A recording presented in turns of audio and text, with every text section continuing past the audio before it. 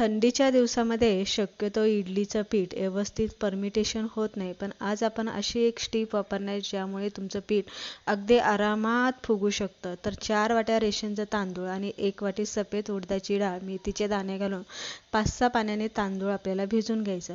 आता डाळ तांदूळ भिजवताना त्यामध्ये गार पाणी न घालता गरम पाणी घालायचं आणि आपल्याला 7-8 तासासाठी डाळ तांदूळ भिजून ठेवायचं. रात्रीच्या वेळेस आपल्याला डाळ तांदूळ इथे वाटून घ्यायचं. वाटताना 1 वाटी आपल्याला शिजवलेला भात आणि गरम पाण्याचाच वापर करायचा. डाळ तांदूळ चांगलं बारीक वाटून घ्यायचं. चवीप्रमाणे मीठ घालून पीठ व्यवस्थित फिटून रात्रभर चांगलं उबीला असं झाकून ठेवायचं. सकाळच्या वारी बघू शकताय छान असं आपलं पीठ इथे आंबलं गेलेलं आहे. इडली पात्रामध्ये पाणी आपल्याला गरम करायला ठेवायचं. नंतर आपल्याला इडली पात्राला तेल लावून घ्यायचं आणि त्यामध्ये पीठ घालून आपल्याला 10 मिनिटे इडली इथे उकडून घ्यायची. बघू शकताय पांढरं शुभ्र जाळीदार हलकी फुलकी आपली इडली बनवून तयार झाली.